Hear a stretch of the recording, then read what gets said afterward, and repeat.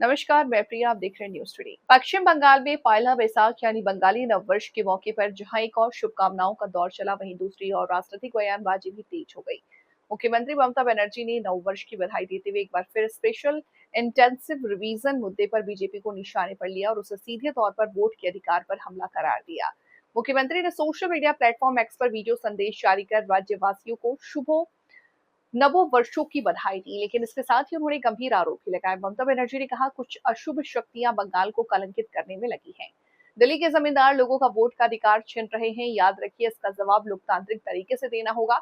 उन्होंने लोगों से अपील की है कि इस नए साल के अवसर पर सभी मिलकर के संकीर्णता की दीवारें तोड़ें और राज्य की पारंपरिक शांति, सौहार्द, सामाजिक एकता को बनाए रखें। उनका संदेश साफ था, विभाजनकारी और तानाशाही ताकतों को लोकतंत्र के जरिए जवाब देना होगा। इधर प्रधानमंत्री नरेंद्र मोदी ने भी बंगाली नववर्ष के मौके पर राज्य के लोगों को शुभकामनाएं दी। उन्होंने अपने संदेश में पश्चिम बंगाल की समृद्ध सांस्कृतिक विरासत, भारतीय सभ्यता में उसके योगदान का जिक्र करते हुए कामना की कि नया साल सभी के लिए खुशहाली और समृद्धि लेकर आए। केंद्रीय गृह मंत्री अमित शाह ने भी राज्यवासियों को बधाई देते हुए कहा कि बंगाल की समृद्ध संस्कृति, साहित्य और वीर क्रांतिकारियों की परंपरा नए साल में विकास और सुशासन का नया अध्याय लिखे। राज्य के उज्जवल भविष्य की कामना की। इसके अलावा बीजेपी के राष्ट्रीय अध्यक्ष ने भी नववर्ष की शुभकामनाएं दी।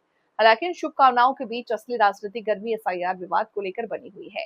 विधानसभा चुनाव 2026 में अब कुछ ही समय बाकी हो और इसी के साथ सभी राजनीतिक दलों ने प्रचार अभियान तेज कर दिया। मुख्यमंत्री ममता बनर्जी लगातार जिलों का दौरा कर रैलियों और रोड शो कर रही हैं, जबकि प्रधानमंत्री मोदी भी बंगाल में चुनावी सभाएं कर चुके हैं। एसआईआर के दौरान लाखों नाम हटाए जाने को लेकर तृणमूल कांग्रेस लगातार बीजेपी पर हमलावर है। पार्टी का आरोप है कि प्रक्रिया सुनियोजित तरीके से लोगों के वोटिंग अधिकार को प्रभावित करने के लिए की गई है। लड़ाई खाली बीजेपी का साथ नहीं है। बीजेपी होल पावर को, आइन कानून को छोड़ के बंगाल को जलाने आया है। और चुनाव का पहले মনে রাখবেন কি বলছে, इंस्ट्रक्शन दिए बोलছে तृणमूल सबाई के गिरफ्तार करो। अगर तृणमूल का एक अरेस्ट होगा तो आपका भी मालूम होना चाहिए, हजारों अरेस्ट होगा और हमारा हजारों माँ बहन निकालेंगे। आज दमदम एयरपोर्ट में हमारा गाड़ी का पास में भी आया सेंट्रल फोर्स। मैंने बोला क्या चेक करो, हम चाहते हैं तुम हमारा गाड़ी भी चेक करो। अगर तृणमूल का ऑल लीडर को चेक होगा तो प्राइम मिनिस्टर को क्यों नहीं होगा? क्यों सीआरपीएफ का गाड़ी चेक नहीं होगा? क्यों होम मिनिस्टर का गाड़ी चेक नहीं होगा? क्यों बीजेपी का गाड़ी चेक नहीं होगा? खाली तृणमूल को होगा। ऐसा ही इलेक्शन चलेगा? क्या चल रहा है देश में?